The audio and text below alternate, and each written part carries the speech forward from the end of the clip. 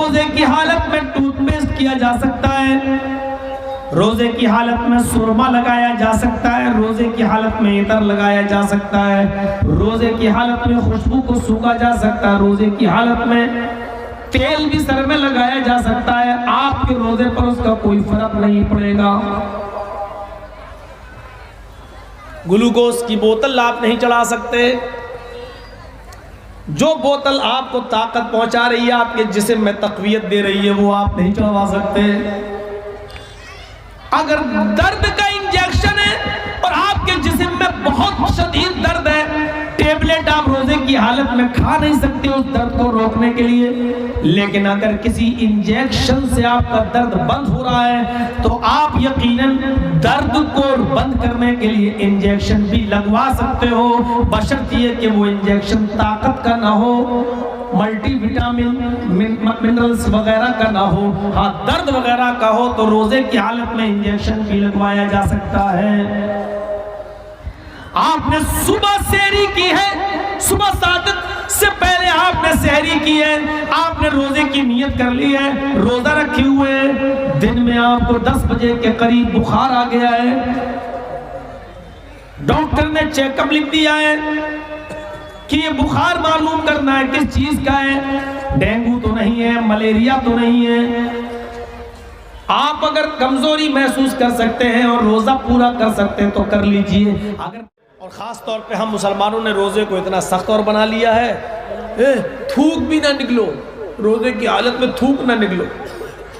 अब मुंह में थूक जमा हो गया, अब बार बार थूक रहा, थू थू। अब उसको ये मौलवियों ने भर दिया, थूक निकलोगे रोज़ा टूट जाएगा। शरीयत तो ये भी कहती है अगर आपने वज़ू बनाया है रोज़े की हालत में तो जाहिर है वज़ू बनाएंगे तो कुल्ला करेंगे। अब कुल्ला करेंगे तो पानी मुंह में लेंगे, ऐसे कुल्ला करेंगे। अब थोड़ा सा पानी ज़बान में तो लग ही जाएगा, जब आप पानी मुंह में लेंगे तो ज़बान में तो लगेगा। अब क्या कर रहा है, बार बार ज़बान को, अब उसको ये डाउट हो रहा है ज़बान का लगा हुआ ये पानी अंदर ना चला जाए। अगर अंदर चला गया, इन मौलवियों ने पहाड़ बना दिया रोज़ा, इन कठमुल्लाओं ने बार बार उसको थूक रहा है।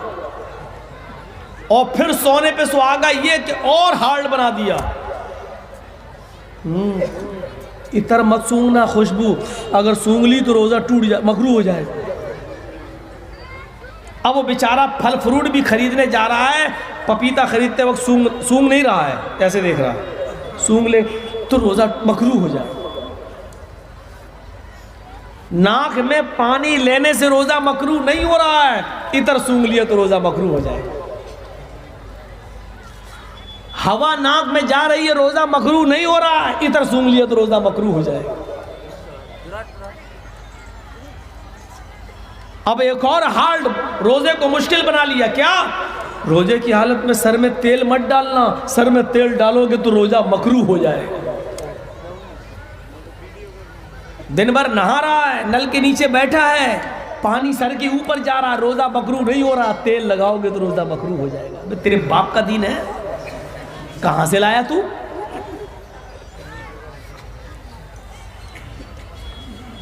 एक और मुश्किल, आंख में सुरमा नहीं लगाना, आंख में सुरमा लगाओगे तो रोजा मकरूह हो जाएगा।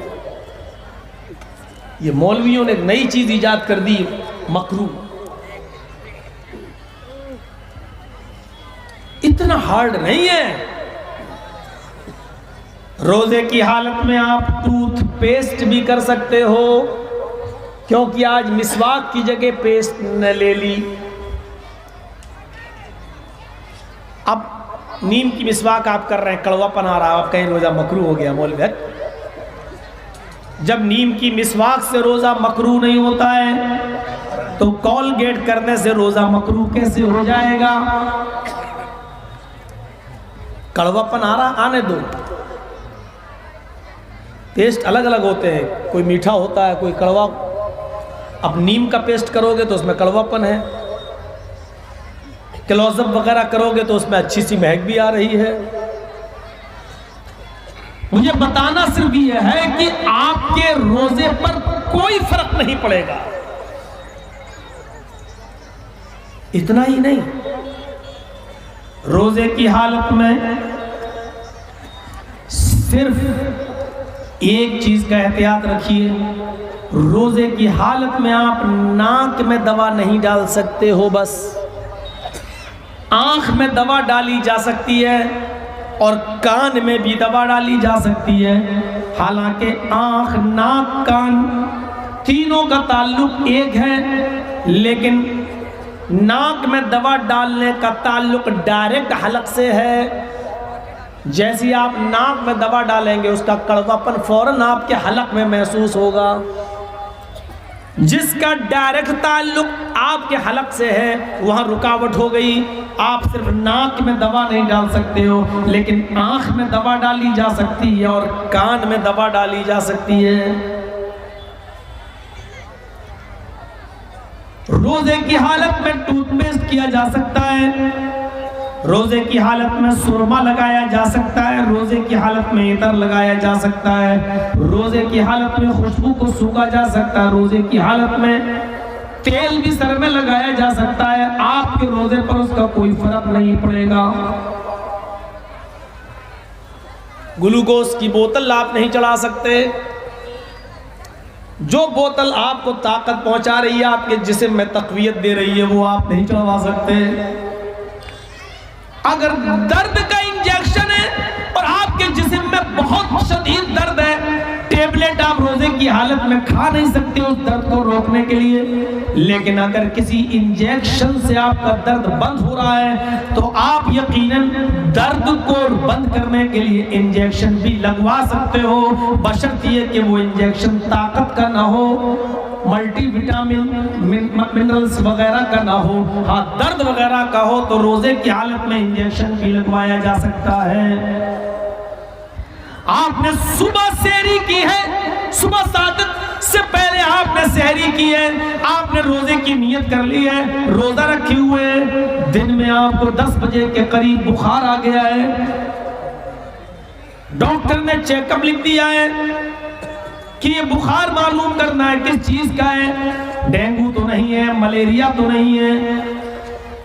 आप अगर कमजोरी महसूस कर सकते हैं और रोजा पूरा कर सकते हैं तो कर लीजिए। अगर बहुत ज्यादा कमजोरी हो रही है तो आप रोजे को तोड़ दीजिए और इस रोजे को बाद में पूरा कीजिए।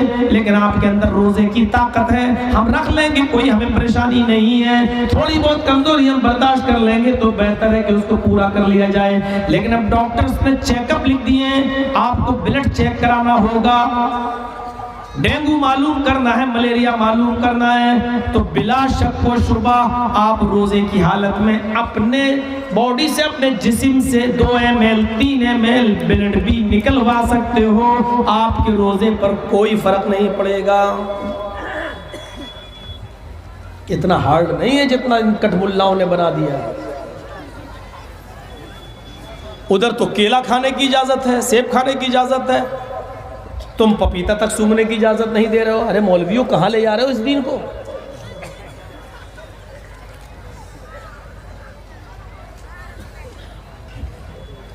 बात थोड़ी सी आगे बढ़ गई। मैं बताना ये चाह रहा था कि रोजा भी उधर है, नमाज भी उधर है, नमाज भी इधर। जब सारे नबियों का दीन एक, हिंदू धर्म में भी जब नबी आया है तो उसका धर्म भी इस्लाम अलग कैसे हो सकता है? कुछ चेंजिंग हो सकती है, कुछ तब्दीलियां हो सकती हैं, तगय्युरात गर्द मुरूर अय्याम, दिनों के गुजर जाने की वजह से कुछ धूल जम गई है। मैं उसी धूल को हटाने आया हूं आपके साथ। सुनिए, नमाज भी उधर, रोजा भी उधर, नमाज इधर, रोजा भी इधर। और कुरान तो कहता है कि दुनिया के कोई धर्म ऐसा नहीं है जिसके अंदर रोजा ना हो। कुतिबा अलल्लज़ीना मिन क़ब्लिकुम, ये रोजे तुम्हारे ऊपर उसी तरह फर्ज किए गए जिस तरह तुमसे पहले के लोगों पर फर्ज थे। यानी मुसलमानों, ये रोजे हमने सिर्फ तुम्हारे ऊपर फर्ज नहीं किए, तुमसे पहले भी उम्मतें आई हैं, उन पर भी रोजे फर्ज थे।